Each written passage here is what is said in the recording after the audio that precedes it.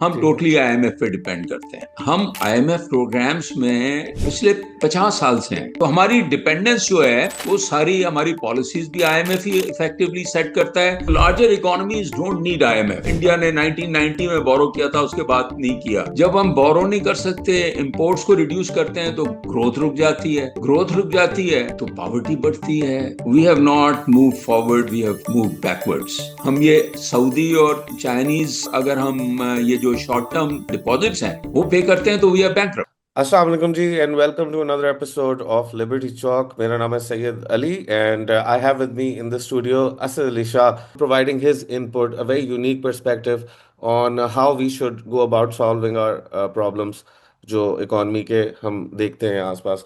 So thank you Asad, thank you for joining. Thank you for taking me in. असल में होता क्या है असद के रेगुलरली हम फ्रीक्वेंटली जो है डिफरेंट इकोनॉमिस्ट से मिलते हैं, डिफरेंट इंस्टीट्यूशंस और इवन ब्यूरोक्रेट्स के साथ मिलते हैं। वो उनकी ना काफ़ी दफ़ा एक नैरेटिव का हिस्सा होता है कि ये जो आईएमएफ प्रोग्राम है ये एक बड़ा इसका एक नेगेटिव इफेक्ट है इकोनॉमी और इकोनॉमिक गवर्नेंस के ऊपर। और नॉर्मली मेरी तरफ से जो है वो पुश बैक ये हुआ करता है कि यार वो व्हाट आर दे आस्किंग। आपने इस पे लिखा हुआ है, डिटेल में लिखा हुआ है, एक्चुअली काफी आपका एक पर्सपेक्टिव है कि जो आईएमएफ का प्रोग्राम है may be it's it's also probably not going to help us in the future. देखें, पाकिस्तान की जो करंट कंडीशंस हैं, हमें पता है कि over the last 30 years or so, Pakistan compare to the world and compared to our regional countries and our peers, we have not moved forward. We have, we have moved backwards. Especially last 4 years, अगर आप देखें, वैसे तो पिछले 30 साल को भी देख लें, और जब से हम आईएमएफ हमने 1950 में ज्वाइन किया था, as we know, this is our 25th program. So effectively, every 2 years, every third year, we are in IMF program. And now we know that our problem is twin deficits. Fiscal की आपने बात की, fiscal deficit भी है हमारा, हमारे खर्चे ज़्यादा हैं, हमारा रेवेन्यू कम है, और हमारा ट्रेड डेफिसिट जो है वो $40 बिलियन भी है, कभी $50 बिलियन भी हो जाता है जब करंट अकाउंट डेफिसिट जो है बहुत ज़्यादा हो जाता है। एवरी सेकंड थर्ड ईयर्स हम वी आर अनएबल टू पे आवर एक्सटर्नल डेट, और हमारा एक्सटर्नल डेट अबाउट $100 बिलियन के करीब है, और अगर हम लाइबिलिटीज मिलाएं तो 136 to $140 बिलियन है। After the first world war, IMF and World Bank were designed to for reconstruction of the World War, and also I think later on, initially तो उन्होंने डेवलप कंट्रीज को भी फाइनेंस किया, लेकिन बाद में these are institutions primarily for the third world countries now, क्योंकि अब इनकी साइज जो है 200-300 बिलियन डॉलर की, फ्रैंकली अगर आप देखें जो बैलेंस शीट है आईएमएफ की और वर्ल्ड बैंक की, वो टोटल फाइनेंसिंग जो है आईएमएफ पोर्टफोलियो जो है वो 300-400 बिलियन से ज्यादा नहीं है, विच इज वेरी स्मॉल। अब तो फंड्स जो हैं, ग्लोबल फंड्स जो हैं, they are in trillions of dollars, उस वक्त जब ये बने थे तो जो आईएमएफ की साइज थी और वर्ल्ड बैंक की, वो दोनों की $20 बिलियन के करीब थी, और अमेरिका की जो लार्जेस्ट बैंक थी वो $5 बिलियन होती थी। अब अमेरिकन बैंक्स जो है वो they run into trillions of dollars. Okay, so their size is basically very small, and they are only there for countries like Pakistan, Egypt, and Argentina, and such countries. बात यह है कि हम IMF programmes में पिछले 50 साल से हैं। ये हमारा 25वां प्रोग्राम है, और जब भी आईएमएफ प्रोग्राम, हम जब बैंकरप्ट हो जाते हैं, करंट अकाउंट डेफिसिट हमारा बहुत ज्यादा हो जाता है, तो डिफॉल्ट अवॉइड करने के लिए बेसिकली तो इसीलिए जाते हैं ना कि $100 बिलियन डेट है हमारा, एक साल में हमें 25 से 30 बिलियन देने हैं, और हमारे पास डॉलर्स नहीं है। तो हमारा जो इंपोर्ट और एक्सपोर्ट का जो है वो ट्रेड डेफिसिट है। ये तो रेमिटेंस हमें कुछ बचा देता है, इस साल भी रेमिटेंसेस अच्छा अच्छा हुआ है, तो उससे कुछ हमारी सस्टेनेबिलिटी आती है। बट हम डेट नहीं रीपे कर सकते ना। डेट रीपे करने के लिए हम आईएमएफ में जाते थे।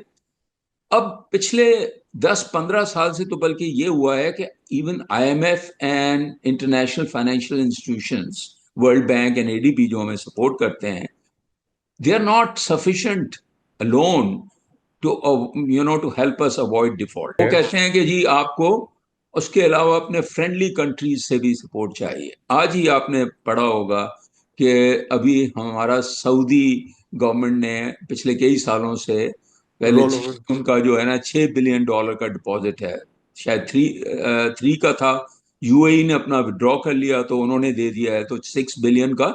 लेकिन ये 3 से 6 महीने में हमें पे करना है, वो आगे बढ़ जाता है और उस पर बहुत हाई इंटरेस्ट रेट है। इसी तरीके से कोई $3-4 बिलियन चाइनीज जो है डिपॉजिट पड़ी हुई है, जिसपे भी 4.5% हम इंटरेस्ट दे रहे हैं। आज ही ये प्रोजेक्शंस आई हैं।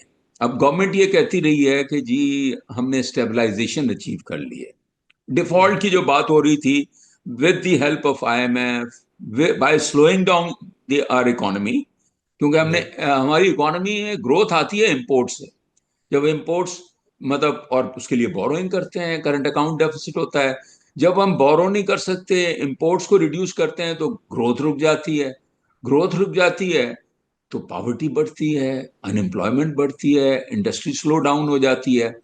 तो जस्ट टू समराइज, आपने देखा कि हमारी जो अनएम्प्लॉयमेंट है is at the highest level.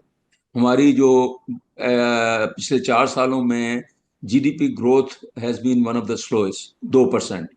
हमारी जो पॉवर्टी है वो, जो कि 18-19% पे चली गई थी 7-8 साल पहले, वो अब 29% हो गई है। That is the cost of slowing down the economy and meeting IMF conditionalities. मैं ये तो कह रहा हूँ तो आया है फोरकास्ट, जो आईएमएफ भी प्रिडिक्ट कर रहा है कि अगले इस साल जो क्लोज हुआ है, हमने $27 बिलियन की बोरोइंग की है। ठीक है ना? तो हमारा ओवरऑल डेट जो है थोड़ा सा as a percentage of GDP कम हुआ है, must say, as a you know overall, क्योंकि जीडीपी ग्रोथ जो है वो डॉलर हमारा स्टेबल रहा है, तो उसके मुकाबले में हमारा आई थिंक थोड़ा सा कम हुआ है जरूर। बट ओवरऑल एब्सोल्यूट टर्म्स में वो अभी भी $96 बिलियन डेट है, एक्सटर्नल डेट और लाइबिलिटीज मिला के वो 136 बिलियन है। तो अगले साल फिर हमें 25-26 बिलियन पे करने हैं, वो फिर हमें सपोर्ट चाहिए होगी। हम ये सऊदी और चाइनीज अगर हम ये जो शॉर्ट टर्म डिपॉजिट्स हैं वो पे करते हैं तो वी आर बैंकरप्ट अगेन। अच्छा, फिर आईएमएफ प्रोग्राम खत्म होता है। अब गवर्नमेंट कहती रही कि जी ये आईएमएफ प्रोग्राम आखिरी प्रोग्राम होगा। एवरी टाइम हम कहते हैं ये आखिरी प्रोग्राम होगा। भाई कैसे आईएमएफ प्रोग्राम आखिरी होगा? क्योंकि आपने 2028 में जब आईएमएफ प्रोग्राम खत्म होगा, $30 बिलियन की रीपेमेंट्स करनी है। तो हमारा तो करंट अकाउंट जो है डेफिसिट है, तो हम कहां से पे करेंगे? चलो, आपने कहा कि आईएमएफ का पोर्टफोलियो जो वो बेसिकली श्रिंक सा कर गया है, तो isn't that an indicator of its success कि जनरली आईएमएफ की जो रिक्वायरमेंट है दुनिया के अंदर वो काफी हद तक जो है वो कम हो गई है, and that is basically the outcome we wanted. बाकी दुनिया जो बड़ी कंट्रीज हैं, बड़ी इकोनॉमीज हैं, उनको तो वो कॉन्फिडेंस पे चलती है ना, वो तो उनको जरूरत नहीं है। मतलब राइट। अमेरिका तो नहीं बोरो करेगा ना, चाइना नहीं बोरो करेगा। इंडिया ने 1990 में बोरो किया था, उसके बाद नहीं किया। तो larger economies don't need IMF. IMF is for क्योंकि उनका साइज भी छोटा है। वो Pakistan by the way is the biggest, one of the most frequent, not the largest borrower but most frequent. हमने राइट। सबसे ज्यादा प्रोग्राम्स आईएमएफ के किए हैं। तो हमारी डिपेंडेंस जो है वो सारी, हमारी पॉलिसीज भी आईएमएफ ही इफेक्टिवली सेट करता है। हम ठीक है। टोटली आईएमएफ पे डिपेंड करते हैं। आपने इंपोर्ट्स के बारे में बात की, आपने कहा कि करंट अकाउंट जी। डेफिसिट जो है वो एग्जिस्ट करता है, but if you look at the bill, उसके अंदर हम्म। जो मेजोरिटी जो आपका इम्पैक्ट है इंपोर्ट का बिल का, वो है ऑयल का, इंपोर्ट का। और वो फ्यूल मार्केट में जब भी शॉक्स आते हैं तो definitely your country, our country is affected. अब इन इन इफेक्ट्स को जो है डील करने के लिए गवर्नमेंट्स ने हमेशा कुछ ना कुछ करते रहते हैं, लेकिन sometimes the problem gets out of hand, and Pakistan is a very fuel dependent country. तो इसको आप किस तरह रिजॉल्व करना है? देखिए, ये जो हमारी डिपेंडेंस है फ्यूल की जो आपने बात की, this is because of flawed energy policy, उस पर हम आते हैं अब। Energy policy is one of the fundamentals which has bankrupted अस।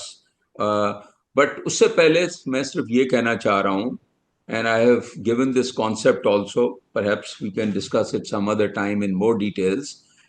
मैं ये कह रहा हूँ कि देखें, if we want to progress, if we want to achieve prosperity, we cannot relegate our policies to IMF, and we have हमारी जो है ना, we have no option but to restructure our debt, जो है ना, जिसको वो कहते हैं डिफॉल्ट कहते समझते हैं, मैं कहता हूं कि उसको ऑर्गेनाइज तरीके से हम, हमारा जो डेट है वो कहते हैं जी ये 5 साल में पेएबल है, शॉर्ट शॉर्ट टर्म है, उसको आप 20 साल में कर दें, ताकि हम फिर पॉलिसी मेकिंग कर सकें। हमारी डेट रीस्ट्रक्चरिंग होनी बहुत जरूरी है। और उसके साथ साथ we have to create a vision and a plan that is aimed at making our economy more productive. वो प्रोडक्टिविटी कैसे आएगी? प्रोडक्टिविटी आएगी through reducing our government, through reducing the cost of SOEs, state owned enterprises, जिस पे मैं लिख भी रहा हूँ, through privatization, जी। and through improving the energy sector। जो मेजर दो चार जो जिन्होंने कंट्री को बैंकरप्ट किया है, उसमें एसओईज भी हैं। एसओईज का मेरा एस्टिमेट है कि तकरीबन पिछले 30 साल में 20 ट्रिलियन रुपीस का जो है ना, अगर हमारा 75-80 ट्रिलियन हमारा डेट है, तो 20 ट्रिलियन जो है वो एसओईज ने क्रिएट किया है। मैं आपसे हाँ। एक्चुअली पूछना चाहता हूँ, हाँ, अब कौन आप कौन पूछें। सी पॉलिसीज पाकिस्तान ने आईएमएफ को डेलीगेट की हुई हैं, आप समझते हैं? पहली बात तो यह है कि आईएमएफ का प्रोग्राम जो है ना, वो क्योंकि मैक्सिमम 3 साल का होता है। अभी करंट फंड जो है ना, वो भी 37 मंथ्स, 30 का प्रोग्राम है, और विच इज शॉर्ट टर्म। मुल्क 3 साल में चेंज नहीं होते। तो वो 3 साल में वो आके बेसिकली इस तरह की पॉलिसीज करते हैं कि आपका फिस्कल बैलेंस बेहतर हो जाए, खर्चा कम हो, और रेवेन्यूज बढ़े, और दूसरी साइड पे आपको इंपोर्ट रिड्यूस करते हैं, कराते हैं, ताकि आपका करंट अकाउंट डेफिसिट कम हो। उसके लिए वो सिंपल सोल्यूशन कहते हैं कि जी टैक्स बढ़ाओ, टैक्स बढ़ाओ, टैक्स बढ़ाओ, tax and tax, number one. Number two, tariff बढ़ाओ, एनर्जी का सर्कुलर डेट खत्म करने के लिए टैरिफ बढ़ाओ। तो उससे क्या होता है, हर चीज जो है महंगी करते हैं आप। We are the most expensive tariffs, और हमारा टैक्स रेट जो है ना दुनिया में, one of the highest tax rates हैं पाकिस्तान में। असद बाकी दुनिया बेशक। में कॉर्पोरेट टैक्स रेट 20% हो गए। हमारे पास जो है वो डिविडेंड वगैरह मिला के और सुपर टैक्स मिला के ये जो है 40-60% चला जाता है नहीं, टैक्स रेट। असद बेशक बेशक ये बात है, लेकिन मतलब are we getting ahead of the game, कि हम कह रहे हैं कि जी एक्सपेंडिचर्स जो है वो वो हमारे माइंड के अंदर जरूर है, लेकिन रेवेन्यूज नहीं है। Like we need to raise revenues to run government, how else would you do it? जी मैं बताता हूँ, देखें, रेवेन्यूज, किसी मुल्क ने टैक्स रेट्स बढ़ा के रेवेन्यूज नहीं बढ़ाए। रेवेन्यूज बढ़ाने के लिए you have to expand the tax base. Problem क्या है कि आपकी इकोनॉमी श्रिंक कर रही है। Economy, it is the businesses. जब आप प्रॉफिट करेंगे तो टैक्स देंगे ना। और जिस टैक्स रेट पे, जो टैक्स रेट आपने बनाया है, कोई भी आदमी जो है ना वो टैक्स नेट में आना ही नहीं चाहता। बहुत ही स्मॉल सेक्टर है। तो because nobody is wants to earn and pay 50% to government, ये दुनिया में कहीं नहीं है। तो what we are saying is कि, और उसका एग्जांपल्स है, मैं आपको एग्जांपल दूं। Ireland for instance, Ireland, it was called sick man of Europe. उन्होंने टिल 80s, 80s, ऑब्वियसली थोड़ी सी पुरानी बात है, 40-50 साल पुरानी बात है। उन्होंने क्या किया कि अपना टैक्स रेट जो है ना, वो जब उस वक्त direct tax rate, corporate tax rate 30s और 40% होता था, अब तो 20% कर दिया। सब ने उसको रेप्लिकेट किया। अमेरिका ने भी किया, ट्रंप ने जो है ना टैक्स रेट्स कम किए। तो उन्होंने रिड्यूस करके कॉर्पोरेट टैक्स रेट 12.5% कर दिया। अब पूरी दुनिया की इन्वेस्टमेंट, सारी जो बड़ी कंपनीज है ना, उन्होंने वहां रिलोकेट किया। देखिए, अगर आप इन्वेस्टर्स को चाहते हैं कि इन्वेस्टमेंट आए, तो इन्वेस्टमेंट वहां जाती है जहां पर जो है ना टैक्स रेट्स कम होते हैं। असद, ये बात मैं आपकी समझता हूँ, ये बात अपनी जगह पे बिल्कुल ठीक है, लेकिन ये आईएमएफ की तरफ से डायरेक्टिव तो नहीं आ रहा कि आप अपने टैक्स रेट्स बढ़ाएं। आईएमएफ तो जो है आपको कहता है कि आप अपनी टैक्स कलेक्शंस जो है वो बराबर करें। How you structure it, that's up to your government. अब हमारे टैक्स सिस्टम के अंदर सिर्फ रेट का मसला नहीं है, कॉम्प्लेक्सिटी का भी मसला है और स्ट्रक्चर का भी मसला है, और आपके कस्टम्स ड्यूटीज का जो, जिसके लिए नेशनल टैरिफ पॉलिसी आई, उसका भी मसला था। So, I mean, the ideas are coming from our side, as far as I know. ठीक है, it's not the IMF. They're saying कि behave yourself, stay within this limit, so that you can pay us back. What is your, don't you agree with that? नहीं, I I don't fully agree with that. देखें, ठीक है वो कह रहे हैं tax बढ़ाएं, लेकिन उनको शॉर्ट टर्म अप्रोच है ना उनकी, कि इसी साल में आप बढ़ाएं, तो एक साल में तो टैक्स नेट और टैक्स बेस नहीं बढ़ेगा ना, टैक्स रेट। और इसके लिए गवर्नमेंट की बोल्ड पॉलिसीज नहीं होती हैं।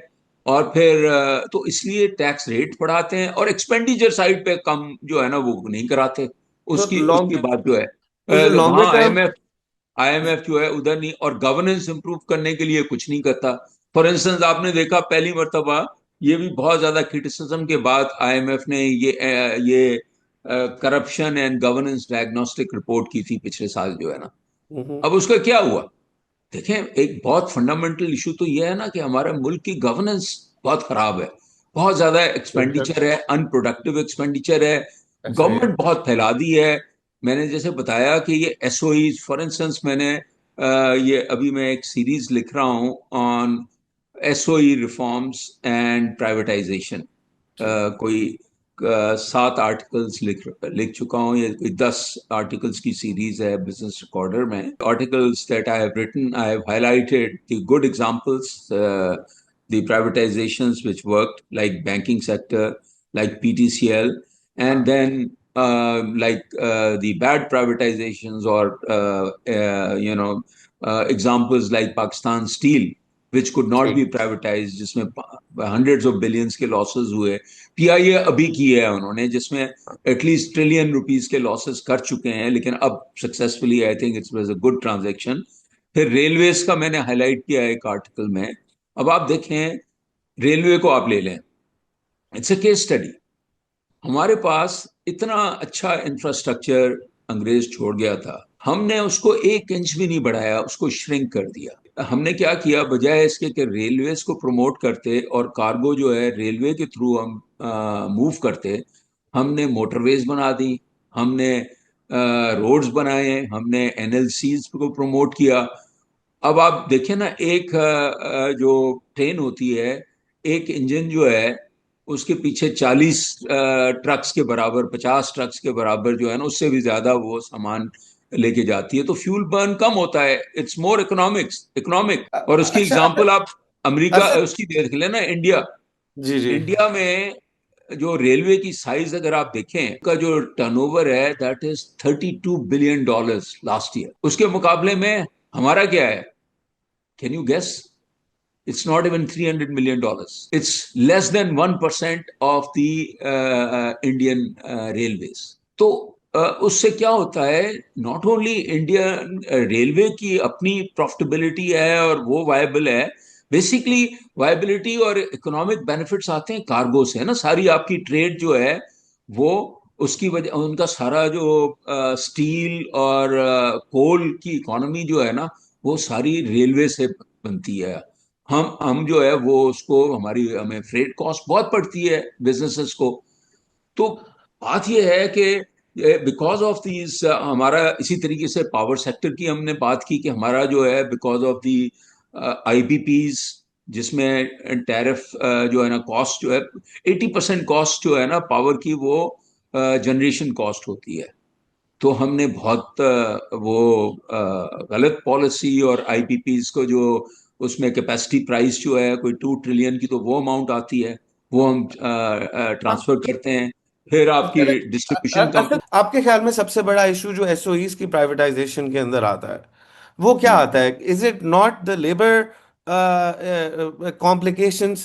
Is it not the fact कि आपके कोर्ट सिस्टम जो है वो प्रीवियसली इन्वॉल्व होके रिवर्सल्स भी करता रहा, प्राइवेटाइजेशंस के स्टेज देता रहा, और लेबर कॉन्ट्रैक्ट्स के ऊपर जो है कोर्ट्स का एक बड़ा जनरल एटीट्यूड रहा है, if it's an SOE state own enterprise तो उसके अंदर लेबर को एक बड़ा प्रिविलेज सा ट्रीटमेंट होता है यूनियंस यूनियंस यूनियंस के देखते खास हैं। तौर पे। एंड सेकेंडली हाँ, सेकेंडली जो आपके प्राइवेट आपके जो टेम्पररी कॉन्ट्रैक्ट्स होते हैं गवर्नमेंट ऐसे स्टेट ओन्ड एंटरप्राइजेस के अंदर जहां पे परमानेंट एम्प्लॉयज के अलावा एक सेकेंडरी कॉन्ट्रैक्ट्स होते हैं, तो कोर्ट्स ने उधर भी क्लेम्स जो हैं हमेशा एंटरटेन किए हैं। फॉर एग्जांपल पीटीवी के अंदर कॉन्ट्रैक्ट्स के ऊपर लोग परमानेंट पोजीशंस के ऊपर ट्रांजिशन कर दिए जाते हैं। It's like a formula almost. No reform can be made without, मतलब हर चीज में डिफिकल्टीज हैं, प्रॉब्लम्स हैं। बेशक। ठीक है ना, ये प्रॉब्लम्स आपको सॉल्व करने होते हैं ना। वो किसी ने कहा कि the answer to our nation's problems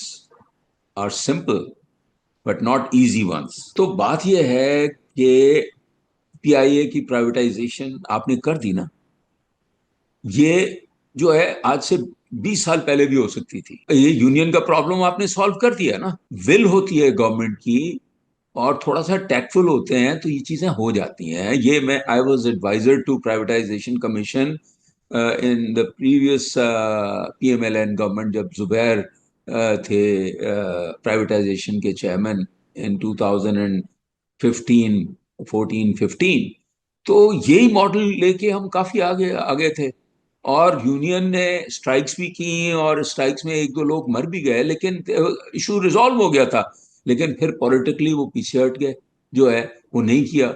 अब आप सोचें कि अगर ये पीआईए और रेलवेज ये प्राइवेटाइज हो जाती और सही इसी तरीके से पावर सेक्टर कंपनीज जो हैं वो 20 25 साल पहले हो जाती, तो आपको 10 12 ट्रिलियन रुपीस सेव कर सकते थे, जो कि आप एजुकेशन, हेल्थ और प्रोडक्टिव एंटरप्राइजेस पे लगा सकते थे, अपने खर्चे कम कर सकते थे और कॉस्ट ऑफ डूइंग बिजनेस कम हो सकती थी ना। हमारी एक्सपोर्ट्स जो है, हम कॉम्पिटिटिव क्यों नहीं है? इसलिए नहीं है कि हमारे टैक्स, हमें हमें अपने बुक्स बैलेंस करने के लिए वही शॉर्टकट अप्रोच जो है, चलें आईएमएफ जो है आपको कहती है कि क्विकली आप अपने बुक्स बैलेंस करें, लेकिन बुक्स बैलेंस करने के लिए हम टैक्स रेट्स बढ़ा देते हैं। अपना डेफिसिट कम करने के लिए खर्चे कम नहीं करते हम प्राइवेटाइजेशन नहीं करते। तो उस वजह से कॉस्ट ऑफ डूइंग बिजनेस बहुत ज्यादा है ना। इन्होंने हम पीआईए के बारे में अभी बात कर रहे हैं क्योंकि रीसेंट इवेंट है। अभी तो देखने को है कि ये how how much it sticks. Because जब हॉर्मूज के अंदर क्राइसिस हुआ था तो उस टाइम के ऊपर इन्होंने आरएफ अभी लोगों ने भी हाथ उठा लिए थे और कह रहे थे कि जो फ्यूल कॉस्ट हैं वो सस्टेनेबल नहीं है, हम उस तरह नहीं काम कर सकते जिस तरह आप हमसे रिक्वायर करते हैं। तो मुझे तो जो नजर आया वो ये नजर आया कि एक ट्रैश एसेट जो है वो गवर्नमेंट ने ऑफलोड कर लिया है कुछ क्रिएटिव अकाउंटिंग के साथ। वो जो स्पेशल पर्पस व्हीकल बना के उस उन्होंने सारा डेट जो है वो रिस्ट्रक्चर किया है। इसेंशियली इट शोज कि ये तो अगर आप किसी को दे भी देते तो वो ना रखता। ठीक है, जो मसले मसाइल हैं अगर आप किसी आदमी को दे देते किसी बड़े बिजनेसमैन को भी, उसको तो 6 दिन तक ये यूनियंस उड़ा के मार चुके होते हैं। But consider the amount of ground that our government has lost to these unions, the amount of money that our government has lost to these unions, and this is still not a problem that is towards resolution. ये है कि ये लोग जब बूढ़े हो जाएंगे और मर जाएंगे तो शायद फिर इनके मामलात भी जो हैं उनके साथ मर जाए। Otherwise it's not really something that we can really say कि हो गया। Let me give you my perspective on PIA. I think this is a very good privatization. देखें, प्राइवेटाइजेशन जो जब हम करते हैं, there are various models of privatization. आप एसेट्स अपनी या कंपनीज बेचते हैं तो उसमें एसेट होनी चाहिए ना। आप लाइबिलिटी तो नहीं बेच सकते। Nobody is going to buy your liability. PIA के because of the cumulative losses and huge loans, it had negative equity जो है बाय हंड्रेड्स ऑफ बिलियंस। तो उन्होंने ये किया, और दिस वाज द कॉन्सेप्ट जो कि हम 10 साल पहले भी यही हम बात कर रहे थे और यही मॉडल था किसी भी से भी, मतलब this was a common sense approach कि आप बैड पीआईए सेपरेट करें, गुड पीआईए जो है ना उसकी आप वैल्यूएशन करवाएं, उसको बेचें। क्योंकि हम गुड पीआईए भी पब्लिक सेक्टर में नहीं चला सकते। देखें, try to understand. Public sector में वो कहते हैं ना, it's not the business of the government to run the business. Why? Because public sector में ब्यूरोक्रेट्स या ये जो डायरेक्टर्स हम लगाते हैं, एक तो ये है कि हम वो डायरेक्टर्स जो हैं वो सारे मेरिट पे नहीं लगते, वो लगते हैं अपने दोस्त यार लगते हैं, जो मिनिस्टर्स के और सेक्रेटरीज के और या भांजे पॉलिटिकल, भतीजे, ठीक है ना, इंटरनेशनल डिग्रीज वाले। कॉम्पिटेंस से। अच्छा, इंसिडेंटली इवन अगर अच्छे भी लग जाएं तो बात यह है कि वो एक कोशिश तो करते हैं, लेकिन एक एम्प्लॉयज जैसे आपने कहा कि उसमें इनहेरेंट इश्यूज जो हैं, बड़े इश्यूज जो हैं वो एड्रेस नहीं करते वो, क्योंकि वो एक लिमिटेड टाइम देते हैं। अगर पीआईए जो है प्रॉफिट कर गई चंद सौ मिलियन तो अच्छा है, परफॉर्मेंस होगी, लेकिन because of the inherent issues अगर वो 10 अरब रुपए का लॉस कर दिया तो उनकी जेब से तो नहीं जा रहा ना। तो क्या इशू क्या है? पब्लिक सेक्टर में there is no skin in the game, you have to understand that. Private sector में इसलिए वो बेहतर चलाते हैं, असूमिंग कि बाकी चीजें बराबर है, बिकॉज जो सेठ है या एंटरप्रेन्योर है वो तो बंद कर देगा अगर 10 अरब रुपए का लॉस हो ना। लेकिन गवर्नमेंट में वो 10 अरब रुपए जो है वो लॉसेस चलते रहते हैं, वो हंड्रेड्स ऑफ बिलियंस हो जाते हैं, क्योंकि उनके ऊपर, ब्यूरोक्रेट्स के ऊपर कोई अकाउंटेबिलिटी नहीं होती ना। ये तो पब्लिक का पैसा है, आपका और मेरा, या मतलब टैक्स पेयर का पैसा। फिर वो उसको पूरा करने के लिए गवर्नमेंट टैक्स लगा देती है, अपने खर्चे नहीं, लॉसेस नहीं कम करते। तो इसलिए अगर मैं वही कह रहा हूं ना कि यही आप एग्जांपल ले लें कि ये पीआईए जो है ना, ये कोई रॉकेट साइंस तो नहीं थी। ये चीज जो है अगर हम 30 साल पहले कर लेते तो कितने हम एटलीस्ट 1 ट्रिलियन रुपीस की सेविंग करते। और आप ये सोचें कि उस जमाने में एक एयरलाइन होती थी, आपकी 25 करोड़ उस वक्त चले, 20 करोड़ या 18 या 15 करोड़ लोगों की इतने पॉपुलेशन, एक एयरलाइन यार, मोनोपोली थी आपके पास। अगर उसको आप सही प्राइवेट सेक्टर में होती तो बड़ी profitability, it would have been an international airline. तो अभी जो इन्होंने मॉडल किया, क्रिएट किया है, आई लाइक दिस मॉडल, कि एक तो उन्होंने बैड पीआई अलग कर दी, फिर उन्होंने ये किया, एक इंसेंटिवाइज ये किया कि जो आपने उसकी वैल्यू जो है, जो प्राइस आनी है उसकी 92% हम पीआईए में ही डालेंगे। बिकॉज पीआईए में उनके पास जो है, गुड थिंग इज, एक जो उनके ट्रैफिक राइट्स जो हैं यूरोप वगैरह में, यूके में मुअत्तल हो गए थे, वो रिवाइव हो गए हैं। They have traffic rights of more than 90 countries और सो, ठीक है ना। दे नीडेड एयरक्राफ्ट, उसमें ठीक ठाक इन्वेस्टमेंट चाहिए। तो अब अगर ये मैनेजमेंट बेहतर लाते हैं, जैसे पता चला है कि वो इंटरनेशनल हायरिंग कर रहे हैं फॉर सीईओ, और बाहर से जो है अगर ये एयरक्राफ्ट ले आते हैं, मतलब ये गए हुए थे नए एयरक्राफ्ट ले आते हैं 20-25 जो है, तो मैं आपको बताऊं पीआईए से कोई compete नहीं कर सकेगी एयरलाइन लोकल। और इतनी बड़ी इनके पास मार्केट है, it can become a huge asset. कोई 15 साल 20 साल तक ऑडिटर और एडवाइजर और रहा हूं, तो आई अंडरस्टैंड ठीक पीआईए है। Inherently, it is a good asset now, and huge potential. और फिर आप ये देखें, इससे अगर एक अच्छी एयरलाइन बन जाती है जो कि इंटरनेशनल कैरियर भी बन जाए, तो मुल्क को कितना फायदा होगा। बेशक आपकी बात ठीक है। मैं तो, मेरा जो इसके ऊपर पर्सपेक्टिव है, ठीक है, आई थिंक जान छुट्टी, गुड रिडंस पीआईए के हवाले से। बट जो है, इफ यू एक्सपेक्ट कि पाकिस्तान जैसा मुल्क जो है, जिसके एक साइड के ऊपर इंडिया जो है वो उसका एयर स्पेस ब्लॉक करके बैठा हुआ है, और अफगानिस्तान के अलग मामलात हैं, पता नहीं कब उधर, तो और फ्यूल कॉस्ट इतनी ज़्यादा हो, तो वो डेफिनेटली कोई इंटरनेशनल एयरलाइंस जो है वो चला नहीं रहा होगा पाकिस्तान, अगर उसका मेन हिंज या हब होगा। क्योंकि this is not a convenient location and these are not convenient costs. And then there are so many, it's just like saying के पाकिस्तान जैसे मुल्क के अंदर कार असेंबली का बिजनेस जो है वो बढ़ाना शुरू हो जाए, रोबोटिक कार असेंबली का, जो बहुत एनर्जी इंटेंसिव है। तो मतलब cost of economies of scale तो नहीं है इधर, as far as things that have to do with fuel and energy. लेकिन हम इसको यूज करते हैं as an opportunity to maybe transition to like the next thing. So आपने मेंशन किया कि energy sector requires reform, privatization requires reform, आपने कहा कि एक्सपेंडिचर्स भी डिक्रीज करने की जरूरत है। तो kind of let's go into the solution side of things. मुझे जी। बताएं, एंड थोड़ा सा इसको हम थोड़ा सा रैपिड फायर करते हैं, so that because we have a limited amount of time, I think 15-20 minute और कंटिन्यू करेंगे कि how would you reduce expenditures and how would you reduce the size of the civil service? देखें, problem ये है कि size of the government जो है जिस तरह से हमने फैलाई है, उतनी ज़्यादा नॉट नॉट ओनली उसकी कॉस्ट बढ़ी है, उसकी इनएफिशिएंसी भी बढ़ गई है। You know, more people you have, more inefficient you are. और वो हाँ। कहते हैं ना, वो पीटर प्रिंसिपल एक है। वो पीटर प्रिंसिपल ये है जो पीटर ने कहा था 70s में। This guy he said, we promote people to their incompetence level, जो है। तो गवर्नमेंट में जो है ना, जितना सीनियर है और जितना बंदा जो है ना निकम्मा है, अगर वो कोई रिस्क टेकिंग नहीं कर रहा तो वो प्रमोट होता जाता है। हमारे जो ज्यादातर ब्यूरोक्रेट्स हैं वो दे survive based on their good relations with the politicians and the power people who have power, and those जो डिसीजन मेकर्स हैं, जो रिस्क टेकर्स हैं, वो सरवाइव नहीं करते। ठीक है ना? तो इट्स एन इनकॉम्पिटेंट गवर्नमेंट। असल प्रॉब्लम यही है कि we need leadership that understands and differentiates between competence and intellectual honesty. You know, Asad, people आप सर्वाइवल सर्वाइवल की बात करें, लेकिन हम तो इनको निकाल ही नहीं सकते। हम तो इनको नहीं निकाल जॉब्स। सके। ये this is the wrong perception. ऐसी बात नहीं है। गवर्नमेंट जो है वो रूल्स चेंज कर सकती है। कॉन्स्टिट्यूशन चेंज कर दिया है यार। हम रोज कॉन्स्टिट्यूशन चेंज कर देते हैं। तो लॉ मेकिंग में क्या प्रॉब्लम है? रूल्स तो कोई इशू ही नहीं है।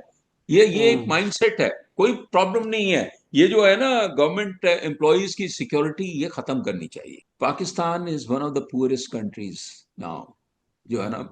मतलब इन टर्म्स ऑफ जीडीपी हम we are the lowest in the region also. Although $2000 पे आ गए हैं, लेकिन इंडिया अब $3000 पे है। बांग्लादेश भी $2600 पे है। और श्रीलंका जो है वो मिडिल इनकम कंट्री हो गया है बावजूद डिफॉल्ट करने के। आप ये देखो, उन्होंने डिफॉल्ट किया, हमने नहीं किया। तो डिफॉल्ट करना जो है ना, वो कोई इतना गुनाह नहीं है, मतलब ये है। तो मकसद कहने का ये है कि पाकिस्तान इतना गरीब मुल्क है, उसके बावजूद हमारे पास 50 लोगों की कैबिनेट होती है, 80-80 लोगों की कैबिनेट होती है। अमेरिका, जो कि richest country in the world हो गया है पर कैपिटा वाइज भी, अब तकरीबन they are nearing $90,000 $100,000, with this new economy. President runs the government with 16 or 17 ministers or secretaries, right? वो उनके जो है वो सेक्रेटरीज ऑफ स्टेट और वो जो होते हैं ना, वही मिनिस्टर्स भी होते हैं। हमारे वो 50 मिनिस्टर्स अलग हैं और फिर सेक्रेटरीज अलग हैं, 50 या 100। इसी तरीके से सूबों को ले लें आप, California which is virtually fifth largest economy in the world also, वहां गवर्नर 9 या 10 मिनिस्टर्स के साथ काम चलाता है। ठीक है ना, मैनेज करता है।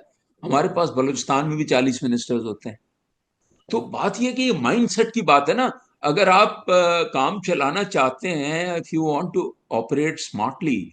अब ये जो 18th अमेंडमेंट हुई, उससे ये हुआ कि आपने एक्चुअली ये कहते हैं कि सूबों को पावर्स बढ़ा दिए। सूबों को पावर्स नहीं बढ़ाए, डिमार्केशन क्लैरिटी कर दी आपने, कॉन्करेंट लिस्ट खत्म की। हम्म। एजुकेशन, हेल्थ, ये सब्जेक्ट्स पहले भी सूबों के पास ही थे फंडामेंटली, लेकिन देयर वाज अ डुप्लीकेशन के फेडरल गवर्नमेंट ने भी रखे हुए थे।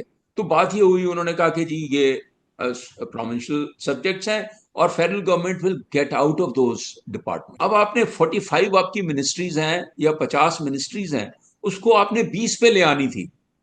अब ये देखें ना, लार्जेस्ट इकोनॉमी की मैंने बात की, जापान, बाय लॉ 17 से ज्यादा मिनिस्टर नहीं हो सकते वहां पर। खर्चा कम हो सकता है, तो नहीं। खर्चा कम करना चाहिए।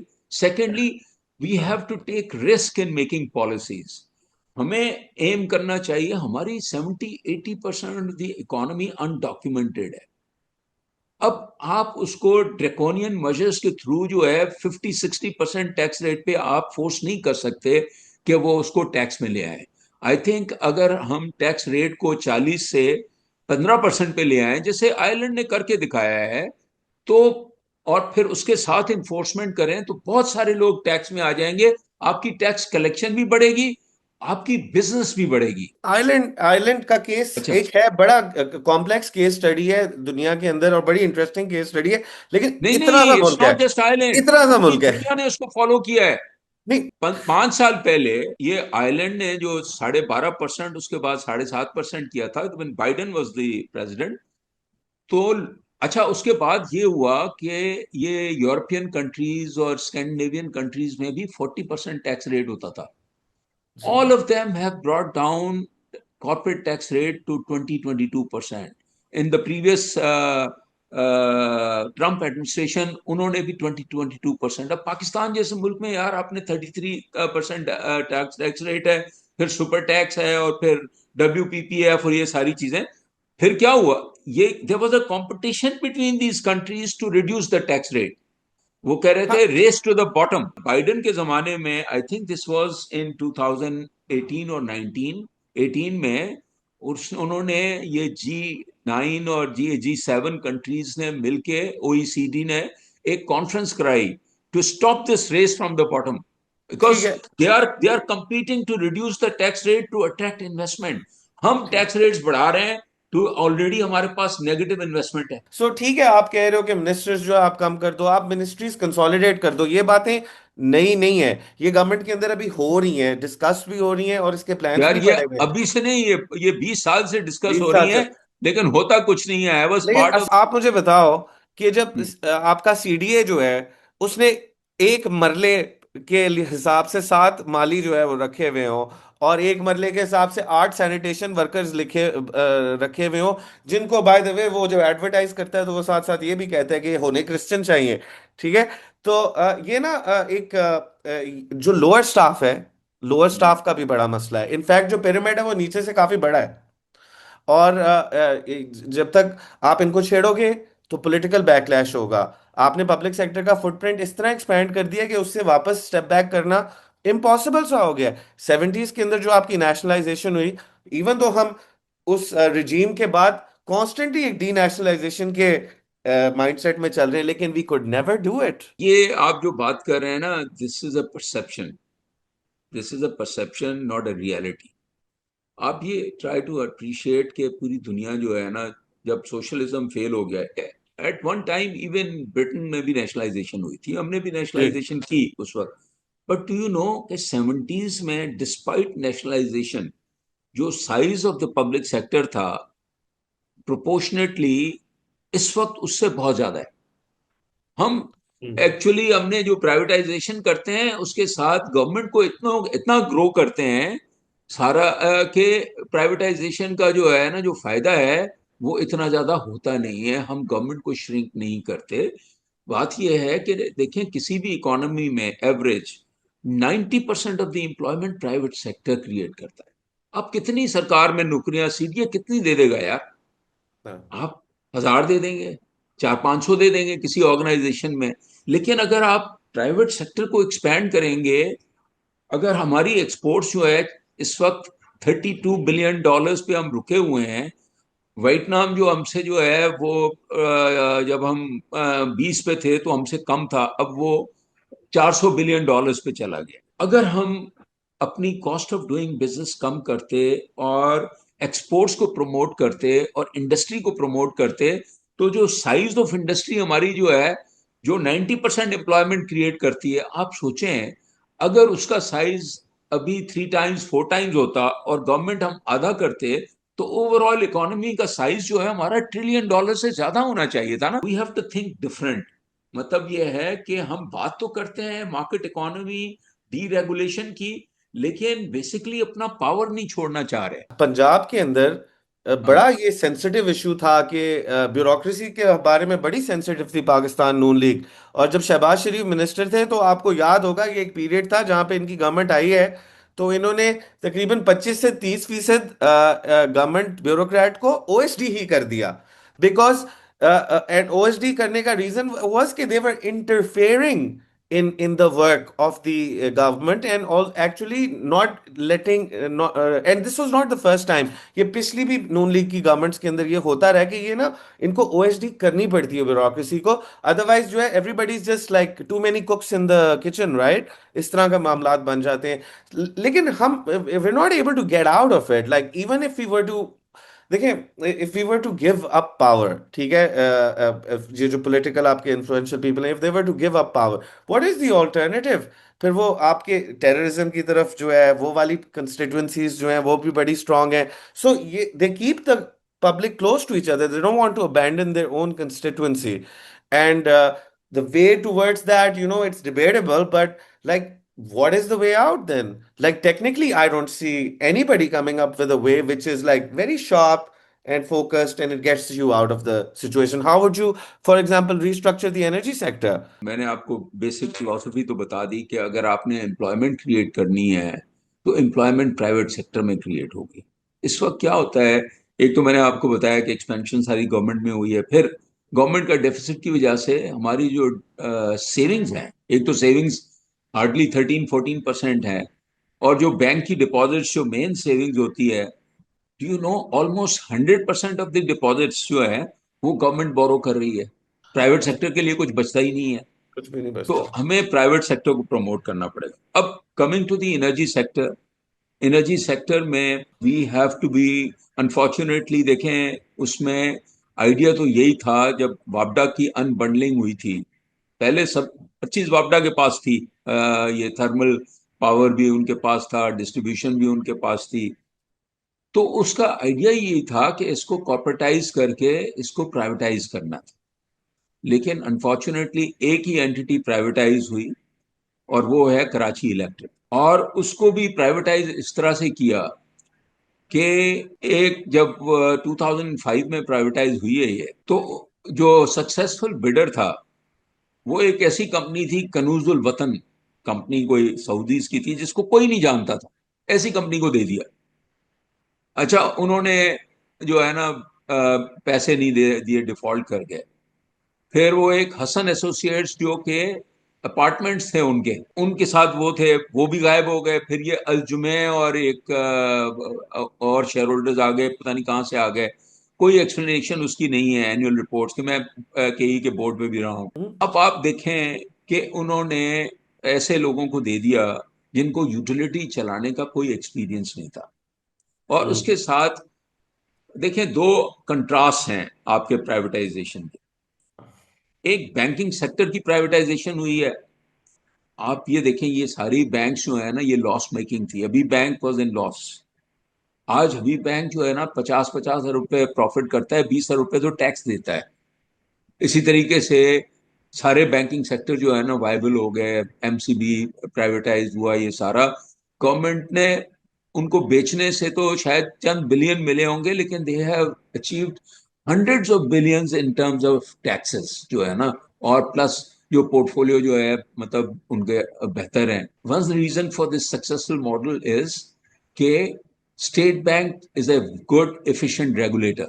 वहां पर वो बाकायदा, I think relatively speaking Pakistan में one of the best regulator है। या।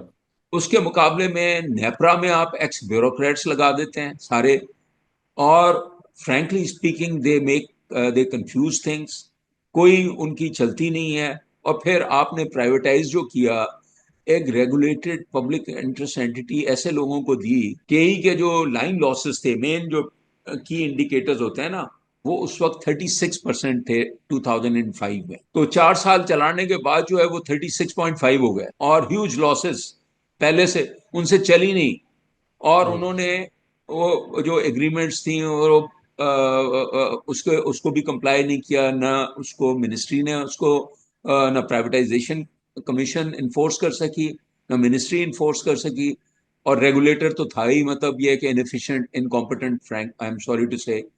तो हमें अगर ये पावर सेक्टर को प्राइवेटाइज करने के लिए बहुत जरूरी है कि यहाँ पर ये डिस्कोर्स अब प्राइवेटाइज कर रहे हैं, तो it is very important to have people who have the right business acumen and some expertise in running the businesses कि वो चला चला सकेंगे। ये बहुत इंपॉर्टेंट है for utilities and public interest entities, because आपका रेगुलेटर बड़ा वीक है। दूसरा इंपॉर्टेंट चीज जो है ना, इसके पावर सेक्टर के लिए भी और बाकी सेक्टर्स के लिए भी, फॉर मार्केट इकोनॉमी गवर्नमेंट जो है ना वो रिड्यूस करते हैं हम, साइज रिड्यूस करनी चाहिए, रेगुलेशन भी हमें रिड्यूस करनी चाहिए, लेकिन स्मार्ट इफेक्टिव रेगुलेशन होनी बहुत जरूरी है। हाँ अनफॉर्चुनेटली हमारा रेगुलेटरी फ्रेमवर्क एंड सिस्टम जो है ना वो बहुत वीक है। अदर देन एक स्टेट बैंक को निकाल लें, बाकी सारे रेगुलेटर्स जो है ना मेरे ख्याल में they have not performed, including SECP. मैं खुद एसईसीपी के पॉलिसी बोर्ड पे भी रहा हूँ। तो गवर्नमेंट जो है ना अगेन वहां पर जो है अपने प्रेफरेंस के लोग लगा देते हैं और उसको हाँ उस फोकस नहीं है।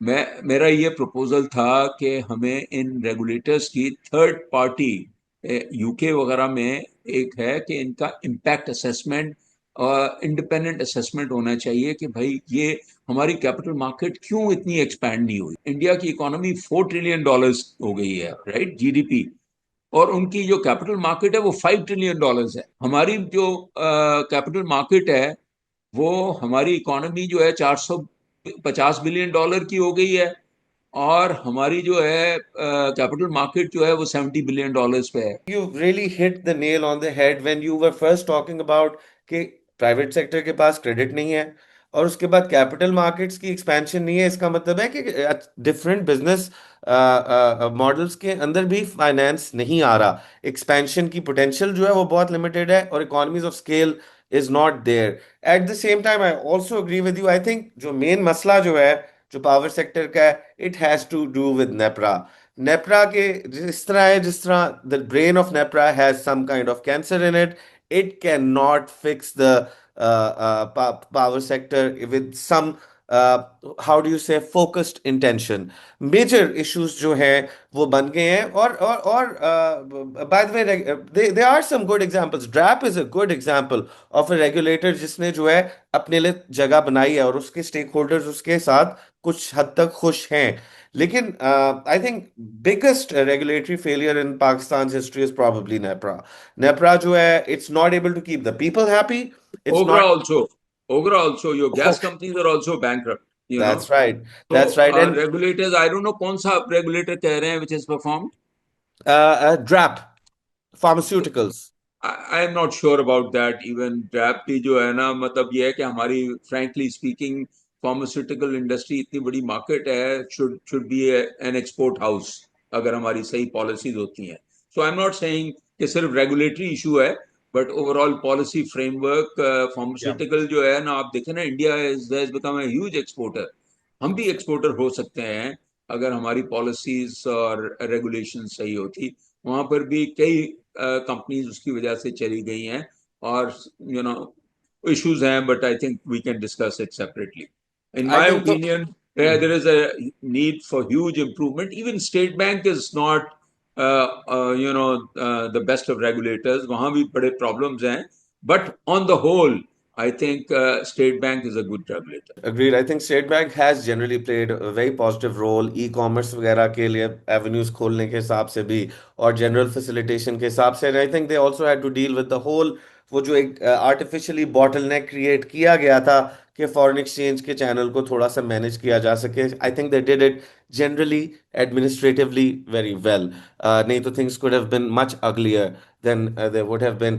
Asif Saab, I think I would have loved to speak to you more about these issues, and I think इस conversation को हमें आगे भी जो है further discuss करना चाहिए, because what you're thinking about, the things that you're thinking about are the things that need to be thought about.